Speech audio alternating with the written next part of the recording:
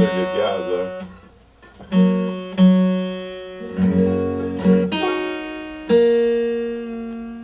I try to stay incognito when I go to places like that. The Avett brothers, Scott and Seth, are set up in our studio with their bass player, Bob Crawford, and their drummer, well, they're their own drummer, as we'll explain. We'll start off with this performance called At the Beach.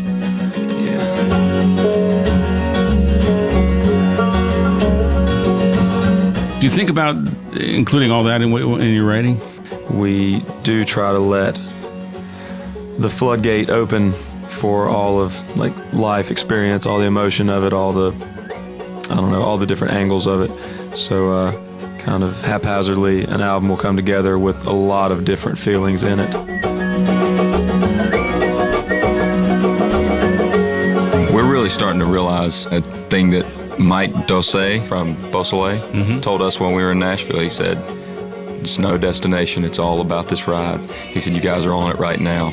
Enjoy it, and you're there. And we've really started to tap into that lately. Bob Crawford, Seth and Scott Avett, thank you guys so much for being with us. Thank you for having us. Thank you, David. We'll be back in a moment here in the World Cafe. We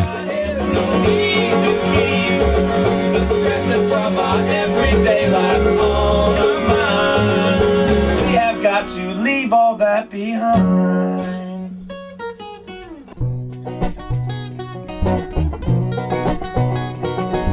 The University of Pennsylvania was introduced to radio in 1923 when it formed a partnership with one of Philadelphia's first commercial radio stations to broadcast educational programming from a studio located in Houston Hall.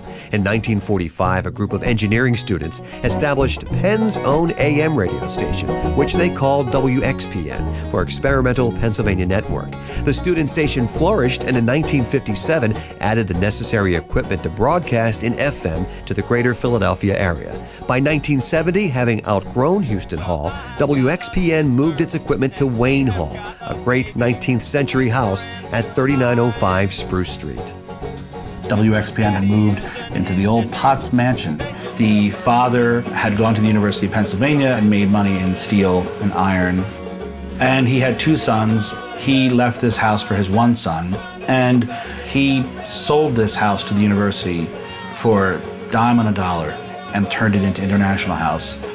And it was filled with students who were from all across the world, who this was the first taste of America was in this home. So all of a sudden, the history of this house totally brightened. There was a period of time where this house became sort of the radical left-wing side of the University of Pennsylvania. There were these community groups that met here. There were student organizations that weren't really officially sanctioned, but to talk about issues of like the Vietnam War, things that were happening in the 50s and 60s.